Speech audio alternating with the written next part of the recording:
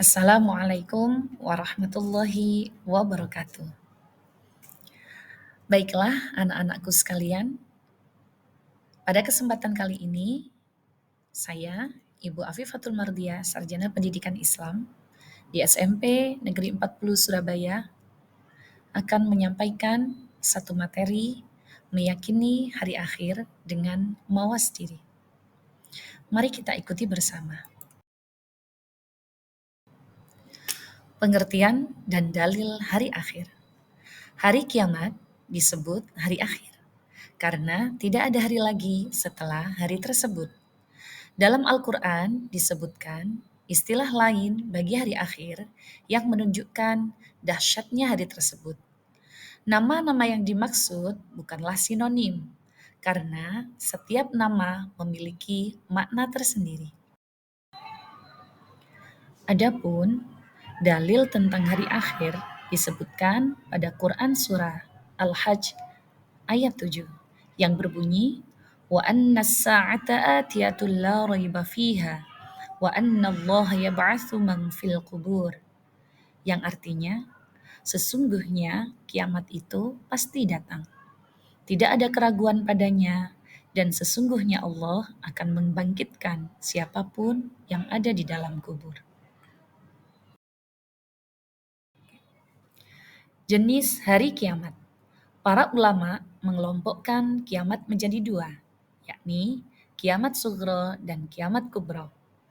Kiamat sugro adalah kiamat kecil.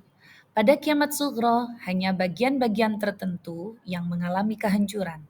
Kiamat sugro atau kiamat kecil merupakan peristiwa berakhirnya kehidupan sebagian makhluk di dunia ini. Sedangkan kiamat kubro artinya adalah kiamat besar, yakni kehancuran alam semesta dan seluruh isinya, termasuk kematian semua makhluknya, kecuali yang Dia kehendaki. Alam kehidupan manusia pun akan berganti dengan alam baru, yaitu alam akhirat. Gambaran kiamat secara tersurat di dalam Al-Quran. Malaikat Israfil meniup sangkakala untuk kali yang pertama. Semua makhluk akan mati. Dijelaskan dalam surah Az-Zumar ayat 68. Yang kedua, langit menjadi terpecah belah, seperti dijelaskan dalam Quran surah Al-Muzammil ayat 18. Selanjutnya, manusia seperti anai-anai yang berterbangan dan gunung-gunung dihambur-hamburkan. Dijelaskan dalam Quran surah Al-Qari'ah ayat 4-5. Yang terakhir, terjadi goncangan yang dahsyat dan bumi mengeluarkan beban yang berat. Disebutkan dalam Quran surah Az-Zalzalah ayat 1-2. Peristiwa dan tanda-tanda kiamat sugro dan kubro. Kiamat sugro terdiri dari peristiwa kematian, bencana alam, maraknya perzinahan, meningkatnya kejahatan seperti pembunuhan, korupsi, krisis ekonomi, dan meningkatnya pergaulan bebas. Sedangkan kiamat kubro ditandai dengan munculnya Dajjal, turunnya Nabi Isa bin Maryam, munculnya Imam Mahdi, keluarnya Ya'jud dan Ma'jud, matahari terbit dari sebelah barat, munculnya awan hitam. Yang terakhir, munculnya dabbah atau hewan melata pada pagi hari. Pendapat para ahli mengenai kiamat pasti akan terjadi. Ahli astronomi mengatakan bahwa bumi dan planet-planet lainnya berputar mengelilingi matahari secara teratur dan sempurna. Namun, daya tarik-menarik itu semakin lama akan semakin berkurang, bahkan hilang sama sekali. Akhirnya, akan saling bertabrakan dan hancur alam jagat raya ini. Pendapat para ahli mengenai kiamat pasti akan terjadi. Ahli geologi menyatakan bahwa di dalam perut bumi terdapat gas panas yang berkembang dan terus-menerus menekan ke arah luar bumi.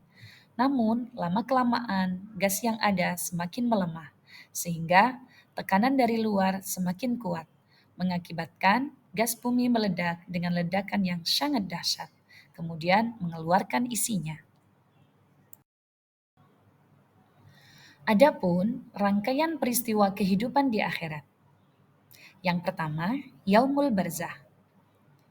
Alam kubur yang menjadi batas antara alam dunia dan alam akhirat. Yaumul Ba'ats. Hari dibangkitkannya semua manusia dari alam kubur. Yaumul Mahsyar. Hari dikumpulkannya seluruh manusia setelah dibangkitkan dari kuburnya. Yaumul Hisab. Hari perhitungan amal perbuatan manusia selama menjalani hidup di dunia.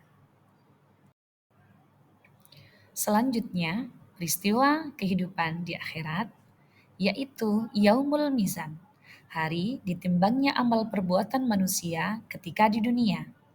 Yaumul Jaza, hari dibalasnya amal perbuatan manusia.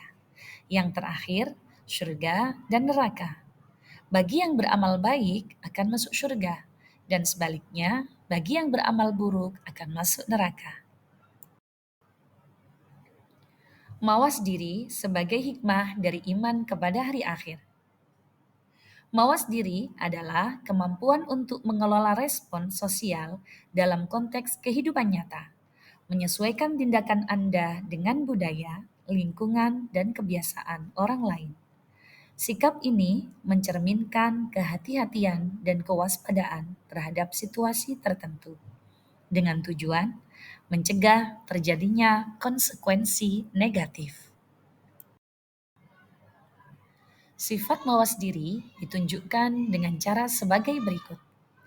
Menghilangkan sikap sombong, menghindari perbuatan tidak terpuji, dan senantiasa berbuat baik kepada sesama manusia.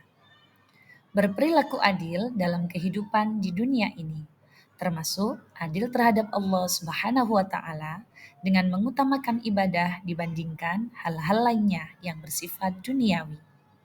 Hindari perbuatan yang tidak diridhoi oleh Allah Subhanahu wa Ta'ala dan senantiasa berdoa kepada Allah agar senantiasa diberi kebaikan di dunia dan akhirat.